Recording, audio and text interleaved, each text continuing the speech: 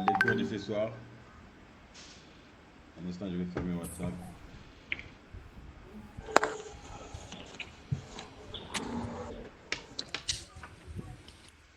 Coach, n'oubliez pas d'enregistrer. Oui, c'est déjà lancé. L'enregistrement même est déjà lancé. Ok. Merci. Donc ce soir, on va apprendre quelque chose que vous n'avez pas vu.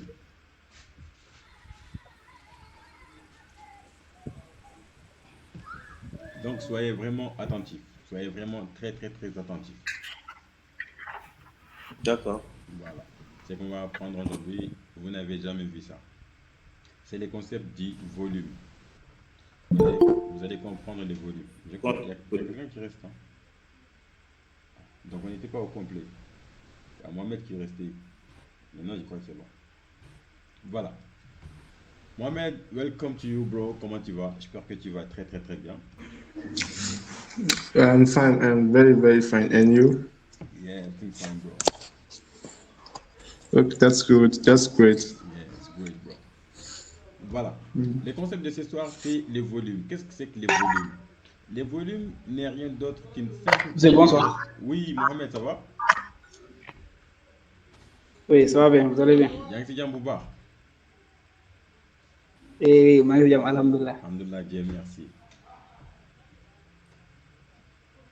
Donc, je disais bien, le concept de ce soir, c'est les volumes. Les volumes n'est rien d'autre qu'une simple concept. Une concept qui va nous permettre de lire la direction que le prix va prendre. Maintenant, on sait faire des analyses, on comprend la nature, on comprend tout, on comprend la structure et tout. Mais les volumes, elles-mêmes, c'est quoi? Par exemple, imaginons que là, c'est le point A, point A plutôt. Et là, c'est le point B. Maintenant, je vais vous poser une question. Pour vous, mais A et B là sont un peu vilains. Voilà. On a des points A. Et là, c'est des points B. Voilà. La question est la suivante. Pour vous, entre la configuration 1 et la configuration 2, lesquelles de ces configurations-là a la capacité de pousser des prix jusqu'à atteindre ces niveaux-là? Voici les deux configurations, 1 et 2. Quelle est la configuration qui est capable de pousser des prix jusqu'à ces niveaux-là, le point B ici? La question est lancée. Vous pouvez La configuration 2. 2. Pourquoi? Parce que là, il y a non seulement il y a une forte impulsion, Mhm. et dans la structure, il y a aussi, comment dirais-je, Une section du centre. une section du centre. Super, merci. Autre proposition?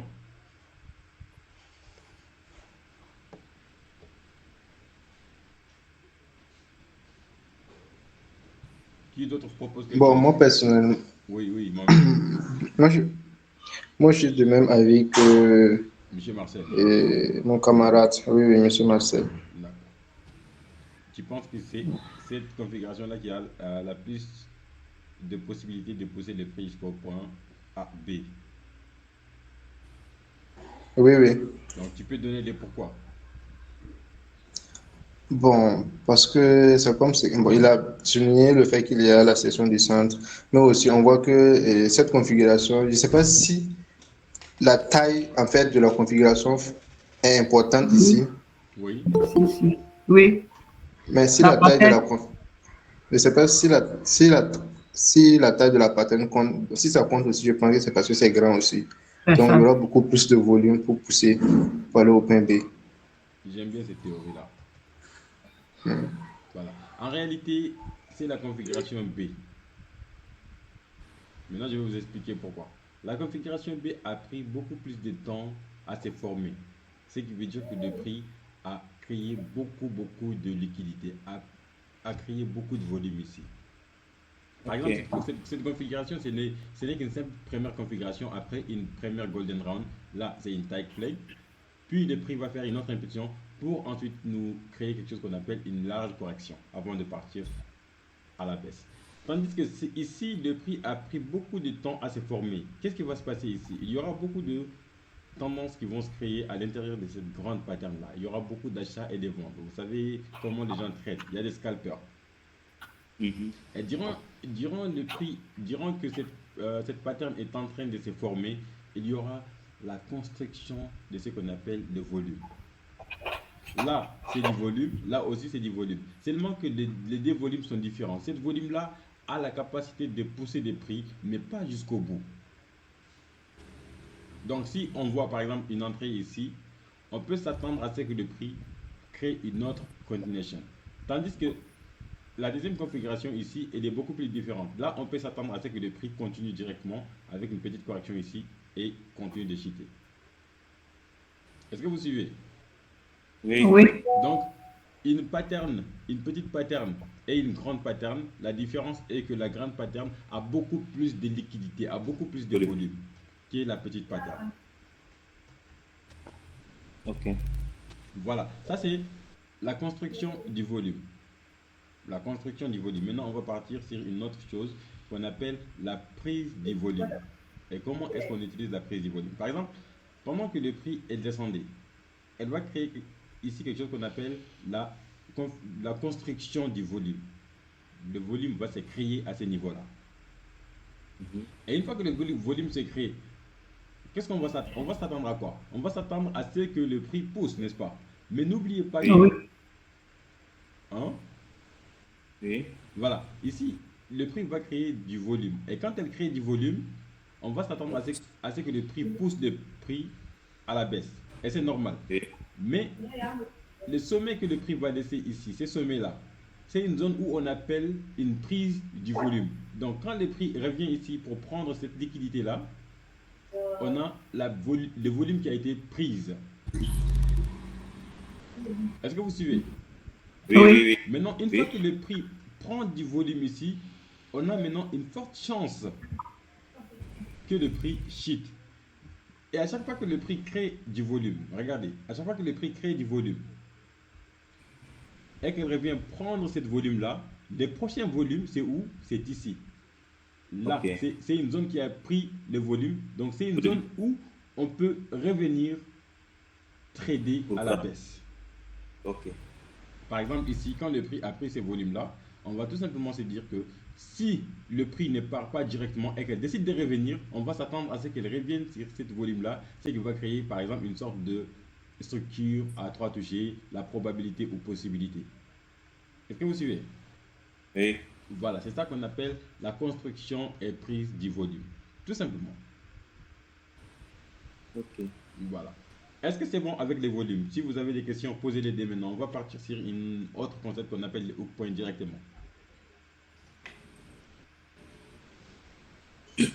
Bon, d'accord, j'ai compris en tout cas. J'ai compris. Super, super. Et restez C'est bon. concentrés. Oui, J'ai dit c'est bon pour moi, oui. super. Donc restez concentrés toujours. On va voir une autre concept encore. Maintenant, on a vu ensemble, par exemple, les continuations. Quand le prix crée, par exemple, le 1, 2 et 3, pour partir à la hausse, n'est-ce pas? Là, c'est seulement la correction, n'est-ce pas? On a impulsion, correction et continuation. Maintenant, ce que j'aimerais que vous saisissez, c'est le hook point. Qu'est-ce que c'est que les hook points? Les hook points, c'est des zones comme des zones du volume. On va couper les micros. Il y a quelqu'un qui parle en bas là. Je ne sais pas si ça vient de quel micro. Voilà, merci. Par exemple, quand le prix décide de créer une impulsion, par la suite, elle fait une correction. C'est le même concept que les volumes. Les hook points, c'est des zones où le prix va venir prendre de la liquidité avant de partir. Et les hook points, il faut toujours les chercher. Les hook points, il faut toujours les chercher. Il y aura toujours des hook points sur les marchés. Pour les hook points, je crois qu'on va partir directement sur le graphique. Et après, je vais vous expliquer ça. Voilà. Par exemple, sur une tendance haussière ou une tendance baissière, le prix va toujours créer quelque chose qu'on appelle les hook points. Et ces hook points-là, elles coïncident toujours avec de corrections. Par exemple, comme ça, impulsion, puis on a une correction qui va coïncider avec une zone de hook point comme ça avant de chuter. Ok? Ou encore, le prix décide de faire une simple impulsion, puis elle revient pour créer une V-shape, puis elle crée une entrée ici pour partir à la baisse. Souvent, cette baisse-là ne va pas très très loin. Elle va venir juste un peu ici. Par la suite, elle décide de revenir prendre le volume qui a pris cette volume-là pour venir prendre cette volume-là. Cette zone-là sera tout simplement une section du centre. Voilà. On va avancer. Maintenant, si je viens sur les graphiques, cette graphique-là, et que j'essaye de chercher les hook points, c'est très simple. Là, on va chercher une hook point. Ici. Là aussi, on va chercher une hook point. Et là aussi, on va chercher une hook point. 1, on a ici. 2, on a ici. Et 3, on a ici. On va commencer par la première. Je suis sur le graphique du daily, je n'ai pas directement sur les H4. Première graphique. Là, on a une très belle impulsion. Après que le prix a créé une impulsion, et regardez, c'est différent, tous sont différents. On a par exemple cette zone-là qui est une zone favorable pour la prise de liquidité parce que c'est la zone qui a construit tout ce volume-là. Est-ce que vous voyez? Mais le prix n'est pas revenu jusqu'à ce niveau-là. Et là, ce n'est même pas trade out parce qu'il n'y a pas de structure ici. Et s'il n'y a pas de structure, qu'est-ce qu'on fait? On reste calme. On ne prend pas de trades. On reste calme. Donc là, on va juste les regarder comme ça partir.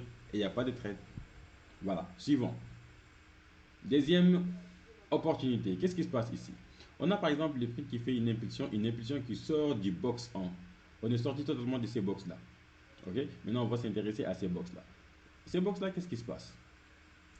Même configuration toujours.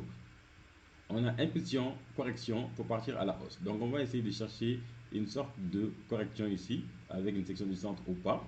Mais on va chercher une correction quand même. Et cette correction, on voit clairement qu'elle coïncide avec une hook point qui est là. Ici, regardez. Là, c'est là où le volume a été créé. Et quand le volume a été créé ici, elle a propulsé les prix juste un peu, mais elle n'est pas partie très loin. Par la suite, les prix décident de revenir prendre cette liquidité-là qui est là, avant de décider de partir. Donc là, c'est une prise de liquidité sur une zone de volume. Le volume a été créé ici, puis le volume a été pris ici. Après, on sort de ces box-là, on part au box suivant. Box suivant, qu'est-ce qui se passe? On a la même chose, même configuration. On a par exemple une sorte de structure de reverse ici, qui sera considérée comme une section du centre. Par la suite, on a quoi? Les hook points. Surtout les hook points. Regardez très bien les hook points et essayez de les comprendre. Je vais enlever ça pour garder le graphique un peu plus clair. Qu'est-ce qu'on a ici? Ici, on a une construction du volume. Et quand on a cette construction du volume, on va s'intéresser seulement à là où il y a eu cette pique-là, ici. Ces creux plutôt. Quand le prix revient sur ces creux-là, là, on va trouver une structure, bien sûr. Il y a une structure. Il y a une très belle structure. Seulement qu'elle n'est pas aussi propre comme on l'attendait, mais il y a une très belle structure. Si on regarde, on a quoi ici? 1, 2 et 3. Voilà, la structure, elle est là. On a une très belle structure et on a même une section du centre. Ça devrait être clair pour tout le monde ici. Voilà. Est-ce que vous voyez? Le prix est revenu tester pile point sur le hook point avant de décider de faire l'achat. Est-ce que vous voyez? Donc c'est ça qu'on appelle les hook points. C'est ça qu'on appelle les hook points. Ce n'est pas des valid zones, c'est ça qu'on appelle les hook points. Et c'est comme ça qu'on utilise les hook points. On ne va pas venir chercher les hook points sur, par exemple, quand je suis sur les weekly pour chercher les valid zones. C'est qu'on a vu ensemble la semaine passée. Là, c'est une valid zone. On a une inflection zone ici. Après, on a une inflection zone en bas ici encore. Là, ce sont des inflection zones, ce ne sont pas des hook points. Les hook points, c'est des zones où on va suivre la tendance avec. Je vais revenir un peu sur la théorie pour vous expliquer encore beaucoup plus clair. Par exemple, quand on est sur une tendance haussière, c'est là qu'on va s'intéresser aux hook points. Et comment est-ce que cela va se dérouler? Vous savez très bien qu'une tendance haussière, elle crée des hauts de plus en plus hauts. Baissière aussi, elle crée de bas de plus en plus bas. Je vais prendre l'exemple seulement sur l'achat parce qu'il y a Mohamed qui m'a dit l'autre jour que lui, il est habitué à seulement vendre, donc il ne voit pas les achats. Voilà. Par exemple, là, on a, Ok, oui. oui. Là, par exemple, on a une impulsion et une correction, impulsion et correction, impulsion et correction. Maintenant, à chaque fois que le prix va créer quelque chose qu'on appelle une correction, on va s'intéresser à ce pied-là, ici. On va se positionner, on va se poser la question, où se trouve le hook point? Où se trouvent les hook points? Les hook points, elles se trouvent toujours soit une zone où le prix a construit du volume, comme ça, ou une zone où le prix a créé une petite hook crochet avant de partir. Par la suite, elle décide de revenir. Et toujours c'est comme ça, décide de revenir. Et c'est pareil ici encore. Ici aussi, le prix va décider de créer une large correction pour créer beaucoup plus de volume avant de partir à la hausse. Là, on a une petite volume qui a été créée, elle a propulsé les prix, mais pas assez. Les prix décident de revenir, créer une large volume avant de partir. Et là aussi, c'est pareil. Là, c'est une simple volume qui a été créée. Là, les prix viennent de prendre cette volume-là avant de chercher une opportunité d'achat. Est-ce que c'est bon? Vous avez compris un peu le hook point? Oui, oui. Ouais. Oh, moi, j'ai une question. Oui? Les hooks, on les cherche ou en ASCAR ou bien en daily Non, ou bien non, en ASO. non, non. Hook point, on peut les chercher sur n'importe quel time frame. Sur n'importe quel time frame. Par exemple, comme je l'ai dit tout à l'heure, par exemple là ici, c'est impulsion, correction, impulsion, correction. Quand je suis venu sur les daily là, on peut pas voir les hook points. On voit seulement la correction, mais on ne voit pas les hook points ici, par exemple. Ici, on ne voit pas les hook points. Donc si on part sur les H4, on peut voir clairement les hook points. Si on part sur les H1, on peut voir clairement les hook points. Et là, il n'y a pas, ce n'est pas une question de time frame. Ce n'est pas une question de time frame. C'est tellement une question de connaître les hook points, la Ok. construction du volume, etc. Par exemple, là, c'est une hook point. Après, là, c'est une hook point. Et on utilise seulement les hook points. On utilise seulement les Ok. hook points, par exemple, comment expliquer? Quand la structure Et une coïncide correction. avec une zone de hook point. On ne va pas venir chercher une hook point comme ça directement, les chercher. Non, c'est pas comme ça. Les hook points, on le cherche toujours avec la structure. Quand elle coïncide avec une pattern de continuation, pattern de reverse aussi, c'est possible. Par exemple, on peut avoir, je vais vous montrer l'image. Par exemple, on peut avoir une hook point. Le prix part, décide de partir très très loin.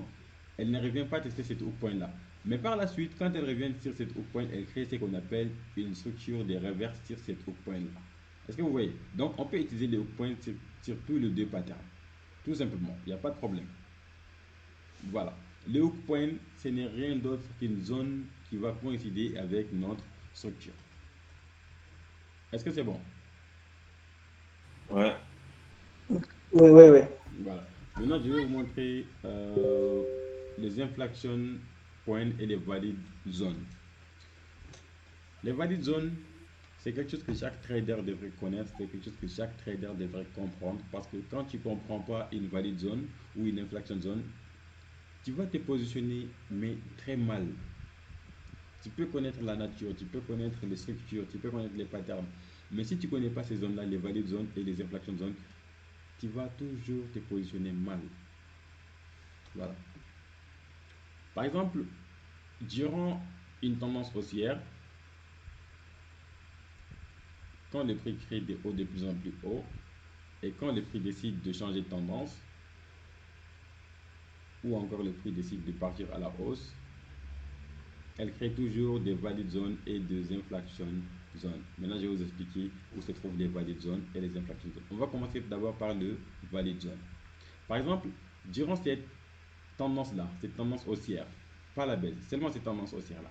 Les dernières creux, c'était où? C'était ici. Donc, cette zone-là est notre valid zone. Maintenant, le prix est parti très très haut. Par la suite, elle décide de faire un changement de tendance. Quand elle a changé de tendance, dernière pic, c'est où? C'est ici. Est-ce que vous voyez? Cette dernière pic-là, oui, oui, Oui, je vois maintenant. d'accord. Ah, tu ne voyais pas l'écran? D'accord, je vais essayer de réveiller.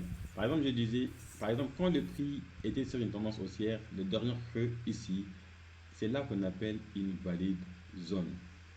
Ok? Maintenant que le prix a créé cette tendance, elle change de tendance. Dernière pic ici, c'est celle-là qu'on va appeler valide zone. Maintenant, le prix descend encore très belle, de façon très jolie. Dernière creux, notre valide zone. Le prix monte, dernière pic, notre valide zone. Le prix descend, dernière creux ici, valide zone. Vous auriez remarqué que je n'ai pas touché ces zones-là. Pourquoi je n'ai pas touché ces zones-là? Parce que ce n'est pas des valides zones. Ces zones-là, ce sont ce qu'on appelle les inflection zones. Inflection zone veut dire tout simplement une zone où le prix peut faire pause, une zone où on peut prendre nos profits, une zone où on peut ménager nos trades agressivement. C'est ça qu'on appelle les inflection zones. Donc, à chaque fois que le prix arrive sur une inflection zone, il faut savoir que tu devrais être très vigilant. Par exemple, si on avait pris une trade à ce niveau-là, ici, disons qu'on a pris une entrée ici, le prix bouge très belle, de façon très jolie. Quand elle arrive à cette inflection point, on devrait être très agressif avec notre stop loss ou nos profits. On ne peut pas laisser prendre une entrée ici, le prix vient jusqu'à cette zone-là où tu sais que le prix peut faire du reverse. Tu maintiens cette position et que tu vois que le prix est en train de revenir. Tu vas dire non, elle va dire non. Il faut couper tes profits. Il faut ménager les trades. On verra Ok. comment ménager les trades vendredi prochain. Oui, monsieur Ok. Marcel? Oui, non, je vois ce que vous dites. Voilà. Donc, Des fois, moi, ça m'arrive quoi, en fait. voilà, ça arrive à tous les traders. Il suffit tout simplement de comprendre les concepts du marché, savoir que les marchés ne nous appartiennent pas. On va tout simplement Ok. suivre ce que les marchés nous proposent. Si on voit elles changent de visage, on change aussi de comportement directement. Ok. Voilà. Donc, par exemple, quand tu prends une trade ici, le prix arrive à une inflexion point, tu devrais être beaucoup plus agressif. Si tu vois que le prix crée une correction sur une inflexion point, là, tu devrais être beaucoup plus content. Tu peux même entrer encore, prendre une autre position, ajouter une autre position. Mais si tu vois que le prix ne fait pas ce que tu attendais, tu vois que le prix, elle crée des impulsions comme ça, alors que toi, tu t'attendais à ce que le prix crée une continuation. Là, tu devrais dire, oh, qu'est-ce qui se passe? Si j'ai pris une entrée ici, je ne vais pas maintenir, je ne vais pas être en profit jusqu'à 2% et ensuite le prix revient me mettre en négatif. Impossible, Ok. faut jamais accepter ça. Quand tu es minimum à 2%, la minimum de choses que tu devrais faire, c'est de partir en break-even. Et une fois que tu D'accord, pars ok. en break-even, là, tu ménages les trades. Si le prix fait 3%, tu mets ton trade à 1%, ton stop loss. Si le prix fait à 4%, tu mets à 2%. Si tu atteins les TP, tu peux faire manuellement ou automatiquement. Ok. Voilà. Les inflection points, elles servent à ça. Donc, quand on vient sur les graphiques comme ça, pour voir entre les inflection zones et les valid zones, c'est très simple. C'est très simple. Regardez très bien. Là, c'est une tendance. Là, c'est une tendance. Là, c'est une tendance. Là, c'est une tendance. Là, c'est une tendance. Là, c'est une tendance. Là, c'est une tendance. Est-ce que vous voyez? Maintenant, ici, Mhm. là, c'est notre valid zone. Bon, après, les prix montent jusqu'à ces niveaux-là. Les prix décident de faire une reverse à ces niveaux. Là aussi, c'est une valid zone. C'est une zone où on sait que le prix peut revenir faire du reverse. Après, le prix est revenu jusqu'à ces niveaux-là. Notre valid zone.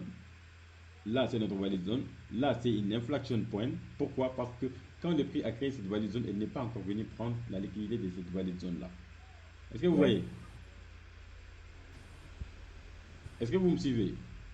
Oui, oui, oui. Voilà. Maintenant que le prix a pris la liquidité de cette valid zone-là, ici, je ne sais pas c'est qui, mais qui est vraiment en retard. Voilà. Quand le prix est venu prendre la liquidité de cette valid zone-là, maintenant, notre valid zone, elle va être tout simplement la valid zone qui se trouve en bas. Là, on a une valid zone. Là, on a une valid zone. Tout simplement. Maintenant, on va voir ce que le prix va faire. Là, par exemple, on a notre structure. Il ne faut jamais l'oublier. La structure, c'est très important. Là, on a notre structure. Là, on a une inflection point où le prix peut revenir, prendre de la liquidité et la même prise. Là, on a une valid zone parce que c'est cette zone-là qui a été responsable de tous ces mouvements baissiers. Donc c'est une zone très très importante. Quand le prix va revenir jusqu'ici, on va voir ce qu'elle va faire. Mais le prix a une forte chance de revenir jusqu'à ces niveaux-là avant de créer la vente. Est-ce que c'est bon? Ouais. Voilà. Donc le cours de ce soir, c'était voir les volumes. Je ne sais pas si vous avez compris vraiment les volumes. C'est une partie que vous devrez connaître et maîtriser. Si vous ne l'avez pas compris, essayez de regarder la rediffusion. Regardez, Oui, oui. concentrez-vous 2, 3 fois. J'en suis sûr et certain que vous allez comprendre parce que c'est pas compliqué du tout. Mais une fois que vous comprenez, là vous comprendrez que ce n'est pas du tout compliqué. Il suffit tout simplement d'avoir les points A et point B. Vous avez votre point A et votre point B. Le prix vient au point A, elle crée une petite volume. Là, on sait très bien que cette petite volume-là n'est pas capable de pousser les prix jusqu'à ce niveau. Elle peut pousser les prix, mais pas assez jusqu'à ce niveau. Mais si vous voyez que le prix crée par exemple une très très large correction, là, on est sûr et certain que le prix va pousser jusqu'au point B. Tout simplement, c'est juste ça. Après ça, on a vu le hook point. Le hook point qui est l'une des parties les plus intéressantes parce que c'est les hook points qui vont nous permettre de prendre ce qu'on appelle les entrées sniper. Ok. Voilà, par exemple, quand tu vois que tu es sur une tendance haussière ou une tendance baissière, c'est pareil. On va prendre l'exemple sur l'achat. Quand on a une impulsion, puis le prix commence à faire une correction, on voit que cette correction-là, elle coïncide avec notre hook point. Sur le hook point, si on voit que notre setup est complet, il y a 3 touchés, il y a section du centre et tout, on voit une petite section du centre ici, on prend une sniper entrée à ce niveau-là, direct. On va maintenir notre position minimum au TP1. Après, on va manager en fonction de ce que le prix va réaliser. Voilà. Donc, c'est tout pour ce soir. Si vous avez des questions, je vais essayer de les répondre.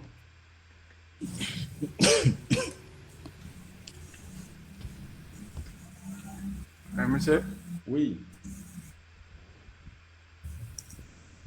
je demandais que les hook coins, Oui. on les cherche au niveau de la section du centre ou bien?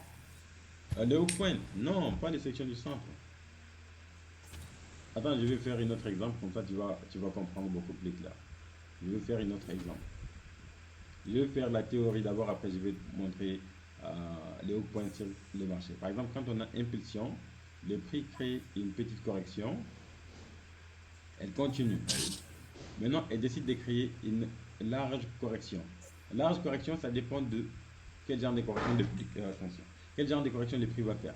Si le prix crée une correction avec une section du centre, c'est super. Si elle crée une correction sans section du centre aussi, on s'en fout. Là, ce qui nous intéresse, c'est comprendre la tendance d'abord. On est sur une tendance haussière.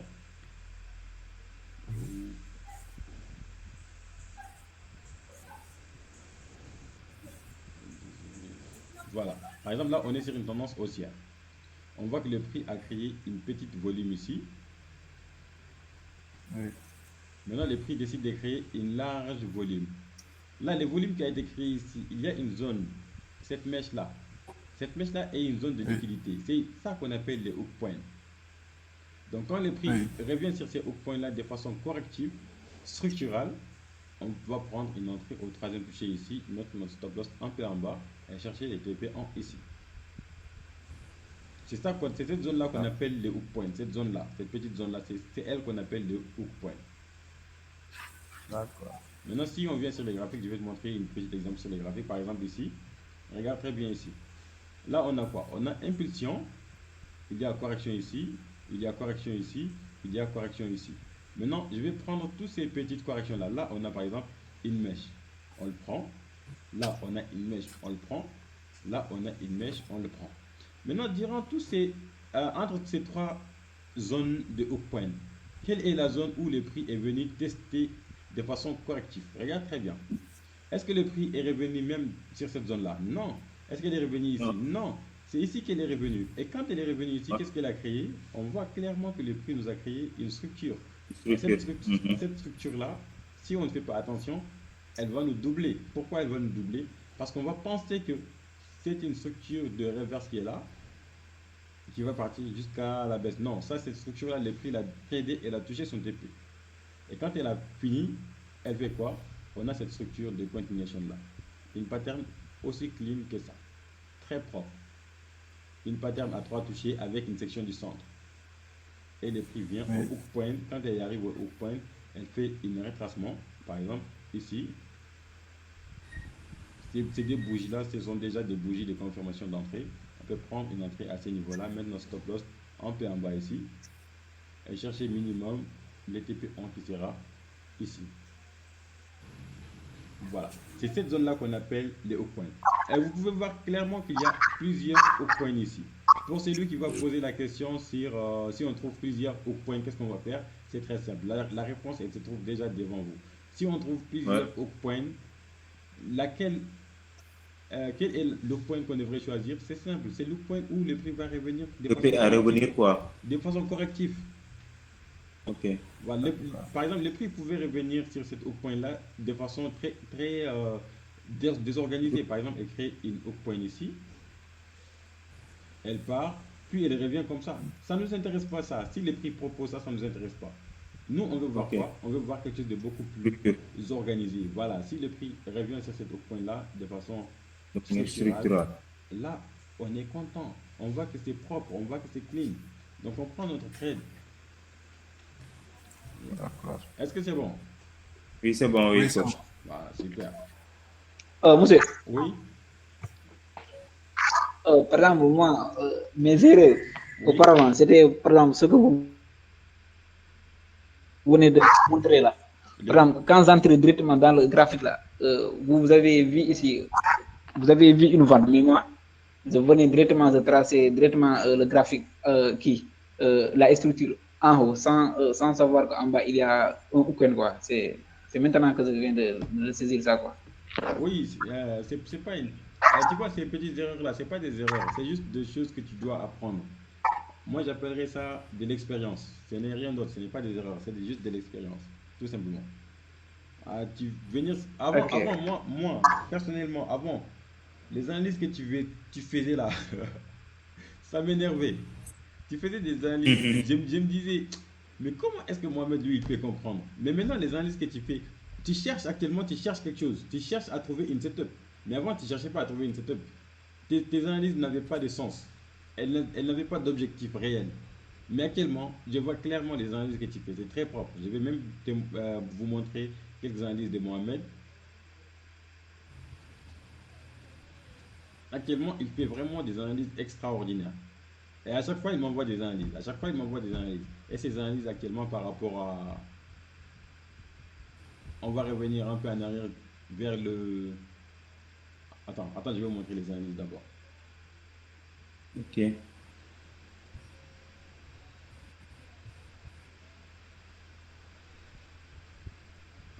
instant.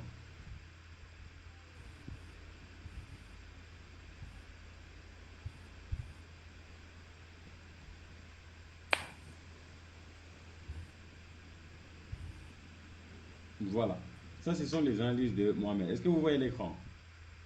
Oui. Voilà. Vous voyez, actuellement, il trouve quelque chose. Il trouve, comment dirais-je, il pense à ce qu'il fait. Avant, il faisait pas ça. Avant, il venait, il prenait tout le graphique. Il prenait tout le graphique. Mais actuellement, on peut voir clairement que ces analyses, il y a des sections du centre, il y a la structure. Voilà. Mais par contre, avant, ce qu'il faisait, c'était ça. Il venait comme ça sur le Mosby. Et par exemple, il trouve par exemple, ce que moi je cherche ici, c'est pas ce que lui il cherche. Lui, ce qu'il doit chercher, c'est ça. Il venait chercher ça. Après, bon, là c'est beaucoup plus propre que ce qu'il cherchait lui-même. C'est beaucoup plus propre. Lui, il cherchait quelque chose comme ça, par exemple. Il cherchait une structure un peu comme ça. Par exemple, il prend tout, il mélangeait tout. Alors que le prix est divisé en blocs. On a plusieurs blocs. Mais actuellement, il respecte les blocs. Là, par exemple, on a les blocs 1. Là, on a les blocs 2. Ici. Et actuellement, on a les blocs 3 qui se forment. Voilà, c'est beaucoup plus organisé ce que tu fais maintenant, Mohamed. Franchement parler, je te parle sérieusement. Je ne vais même pas essayer de dire des belles choses parce que tu es là. Non, je te dis la vérité. Ce que tu faisais avant, c'était nul. Mais maintenant, ce que tu fais, c'est vraiment extraordinaire. Tu fais énormément du progrès. Honnêtement. Ah, oui, oui, Et je vais te dire, je suis en train parmi les gens qui ont commencé la formation ensemble sur cette promotion actuellement, tu es Mhm. celui qui est actuellement derrière. Tout le monde est en avance. Tu es celui qui est derrière, mais c'est vraiment extraordinaire ce que tu fais. Moselle, le problème en est que ce sont les études, quoi. Des fois, on a des devoirs, tu dois réviser. Même aujourd'hui, je Non, devais réviser, Mohamed, mais Mohamed, finalement, le projet n'est pas ça, c'est venu, des quoi. excuses. Ça, c'est des excuses. Ok? Tout le monde est occupé. Ouais, Tout le monde est occupé. Ça, c'est des excuses. Il n'y a pas d'études. Moi-même, j'étudie. Monsieur Marcel, il travaille à l'hôpital. Tout le Oui, monde travaille. Ok? ouais. Voilà, il n'y a pas d'excuses. Si on... Imagine-toi, Monsieur Marcel, désolé de vous demander, vous avez passé combien de temps à apprendre la médecine? C'est beaucoup d'années, n'est-ce pas? Ouais, oui, beaucoup d'années. Beaucoup d'années à apprendre la médecine pour qu'on vous paye. Donc Ouais, c'est normal qu'on passe du temps à apprendre ceci. Ce n'est pas un truc par loisir. On ne le fait pas pour loisir. On le fait parce qu'on a envie de gagner de l'argent dedans. ouais. Donc si tu oui, sais oui, que vous avez tu es raison. dans quelque chose qui va t'aider financièrement, qui va t'aider à aboutir tes ambitions, tu dois Les mettre ambitions, du ouais. sérieux. Tu dois prendre du temps pour ça. Oui, oui, c'est vrai, Je c'est te vrai. dis pas de laisser tes études, te concentrer sur ça. Non, non, non, non. Tu dois prendre un temps pour ça aussi. Tu dois vraiment prendre un temps pour ça. Moi, personnellement, avant, je faisais quoi? Je faisais de l'infographie, j'ai réalisé des clips, vidéos, etc. Mais quand j'ai découvert le Ouais. trading, j'ai tout laissé. J'ai tout Ah, laissé, tout, ah oui, pour me coach, concentrer uniquement sur le trading.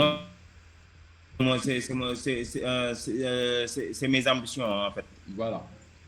Mais Voilà, c'est vrai que ces temps-ci, j'ai pas trop de temps pour faire beaucoup d'exercices. oui,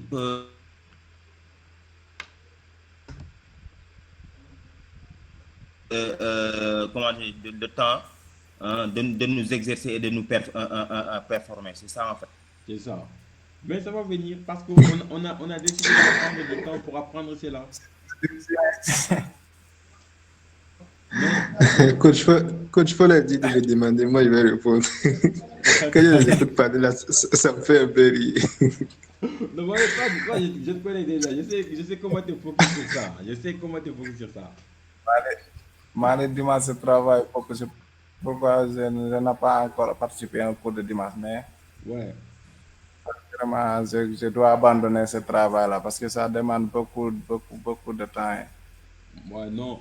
Bon, les cours de dimanche, c'est pas très très important vu qu'on ne fait que des analyses. Tu peux continuer ton travail, mais les vendredis, ne rate pas les vendredis. Les vendredis, ne ratez pas. C'est que moi, je vais vous dire concernant cette stratégie-là, pas sur les marchés, Et, concernant cette stratégie-là, honnêtement parlé, j'ai fait pas mal d'années dans le trading. J'ai utilisé pas mal de stratégies. J'ai utilisé les SMC, mhm, j'ai utilisé les Wyckoff, ouais, après j'ai utilisé Elliott Wave. Je ne sais pas si vous connaissez Elliott Wave. non, Elliott mhm, Wave, c'est la seule stratégie sur le marché qui ressemble un peu à ce qu'on fait actuellement.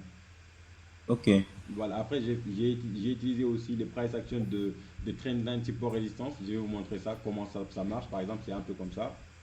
C'est ça. On a une trendline ici qui a été cassée. Là, c'est une support. Voilà. Maintenant là, c'est une support. ouais, Voilà. Maintenant, on va s'attendre à ce que le prix rejette à ces niveaux ou elle casse ces niveaux pour retester. C'est une stratégie ok, assez simple. Mais ok, la réalité est que la nature du prix est la meilleure des stratégies sur le marché. ouais, Parmi toutes les stratégies que j'ai vues, la stratégie que moi-même j'ai vu que c'est réel et qu'elle marche sur les graphiques, c'est la nature du prix. nature du prix, ouais, Wallahi, je vous le jure, c'est la réalité. Ce que j'ai vu qui marche normal, c'est la nature du prix. même moi, c'est ce que j'ai remarqué, en fait. Voilà. Donc, les SMC, je ne dis pas que c'est une stratégie qui ne marche pas, c'est une stratégie qui marche parce que je vois des gens qui se font de l'argent dedans. Donc, on ne va jamais dire que Bien, ça ne marche pas. bien sûr, ouais, Mais la stratégie qui est beaucoup plus, qu'on peut se sentir beaucoup plus à l'aise, C'est d'essayer de comprendre la nature du prix. C'est de comprendre la nature du prix. Si tu comprends la nature du prix, tu peux le combiner à beaucoup de choses, au SMC, au support résistance, mais au moins tu comprendras que tu trades la nature du prix. Par exemple, si celui qui comprend la nature du prix ici, il ne va pas se fatiguer. Là, il comprend que c'est une impulsion. Ok? Si tu comprends que là, c'est une impulsion, là, c'est une zone de support résistance, il n'y a pas de problème. Ouais. Tu sais que là, c'est une correction. Oui, une correction qui va revenir tester ta zone de résistance. Tu vends, c'est normal, il n'y a pas de problème. Mais si tu ne connais pas la nature du prix, tu vas simplement te fatiguer. Et tu vas beaucoup te fatiguer. Tu vas beaucoup te fatiguer. Donc les gars, c'est tout pour ce soir. En tout cas, coach, merci. Ça a été un réel Vraiment plaisir. merci. Je vous en prie. Merci beaucoup, monsieur. Merci. Donc on Merci beaucoup. se dit à dimanche. À dimanche, On Inch'Allah. va essayer Oui. de voir les opportunités ensemble. On va se partager les opportunités ensemble, Inch'Allah. D'accord, ok. Voilà, Ok, sur ce, coach. je vous souhaite une excellente soirée à vous et portez-vous bien. Allez, bonne soirée à tout le monde. Merci. Merci. Bonne soirée à tout le monde. Bonne soirée à tout le monde.